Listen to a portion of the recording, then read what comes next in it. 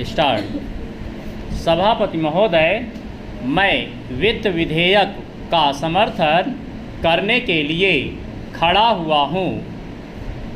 उत्तर प्रदेश की जनसंख्या बहुत बड़ी है और उसका क्षेत्र भी बहुत बड़ा है, इसलिए यह आवश्यक है कि उत्तर प्रदेश को उसकी जनसंख्या और क्षेत्र के अनुसार विकास योजनाओं के लिए केंद्र से आर्थिक सहायता दी जाए।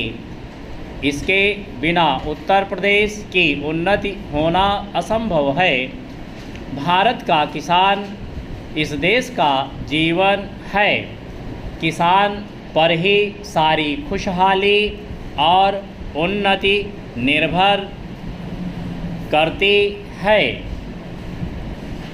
अगर उसका जीवन समृद्ध होगा तो देश भी समृद्ध होगा।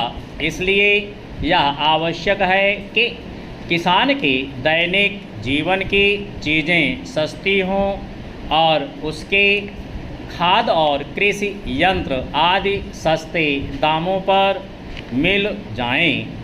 पानी के लिए उसको भगवान की तरफ ना देखना पड़े, बल्कि उसको सिंचाई के विषय में आत्मनिर्भर बनाया जाए। जब तक किसान को पूरी सुविधाएं नहीं दी जाएंगी, तब तक देश उन्नति नहीं कर सकता है। मेरा यह भी निवेदन है कि जिन परिवारों में खेती का काम होता है, उन परिवारों के बच्चों को कृषि विभाग में नौकरी देनी चाहिए। यह मैं आवश्यक समझता हूँ, क्योंकि उन्हें कृषि के बारे में व्यावहारिक ज्ञान होता है।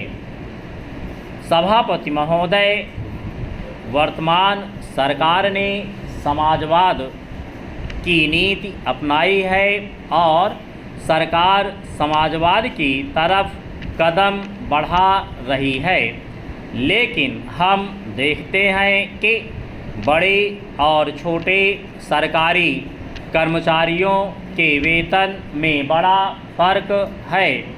कुछ अधिकारियों का वेतन हजारों में है, जबकि चपरासी आदि छोटे सरकारी कर्मचारियों को सिर्फ 5,000 या 7,000 रुपये मिलते हैं। आज वेतन में यह जो फर्क है वह समाप्त होना चाहिए। मेरा निवेदन है कि सरकारी कर्मचारियों के वेतन में बहुत ज़्यादा का अंतर नहीं होना चाहिए। तभी हम कह सकते हैं कि हिंदुस्तान में समाजवाद है।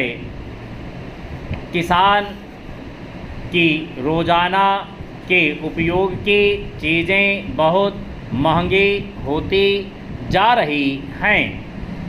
देश में महंगाई दिन प्रतिदिन बढ़ रही है और सारे देश में बेचैनी फैली हुई है।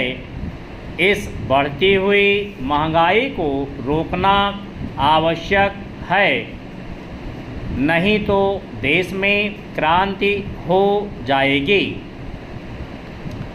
आप इस सच्चाई को छिपा नहीं सकते कि आज देश में चारों तरफ बड़ा असंतोष है और लोग बड़ी आशा से हमारी तरफ देख रहे हैं, लेकिन महंगाई हमारे नियंत्रण से बाहर होती चली जा रही है। देश में काले धन की बड़ी चर्चा की जाती है। उसको निकालने के लिए बड़े प्रयत्न किए गए हैं। सभापति महोदय, मैं वित्त विधेयक का समर्थन करने के लिए खड़ा हुआ हूँ।